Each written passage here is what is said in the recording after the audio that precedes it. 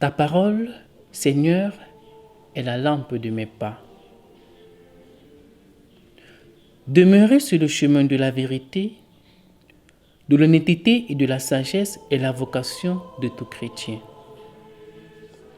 Le psaume que nous venons d'écouter est une belle prière qui nous présente le cœur d'une personne qui craint Dieu et qui veut marcher selon les lois divines. Ce psaume est l'expression du désir qu'éprouve l'homme avisé de garder les lois du Seigneur et de lui être fidèle. Selon une tradition, ce psaume serait rédigé au Xe siècle avant Jésus-Christ par le roi David, afin d'exprimer son amour pour la loi du Seigneur. Aussi pour le psalmiste, toute personne qui aime Dieu doit-elle trouver son bonheur à pratiquer les commandements d'amour du Seigneur. Par ailleurs, le respect de la loi d'amour de Dieu est une urgence qui nous impose de nous détourner du chemin du mal et de la voie du mensonge. Dans ce monde qui fait face à une crise de valeurs, le psalmiste nous rappelle la nécessité de toujours observer la parole du Seigneur et de la mettre en pratique dans tous les aspects de nos vies. Car, comme nous le dit l'auteur du livre des Proverbes, citation, « La parole de Dieu est un bouclier pour ceux qui cherchent en lui son refuge. » Fin de citation.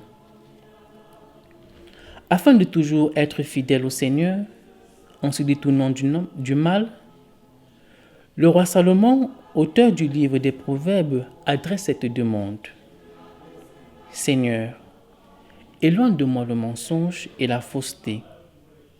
Accorde-moi de quoi subsister. » Quelle belle prière qui nous rappelle les promesses de notre baptême.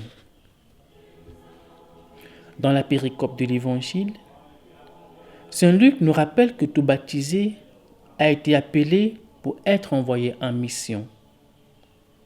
Chères sœurs et frères, la mission de tout chrétien est d'être messager de la bonne nouvelle de l'amour de Dieu pour l'humanité. Aujourd'hui, le Seigneur Jésus nous envoie dans le monde proclamer le règne de Dieu et faire des guérisons.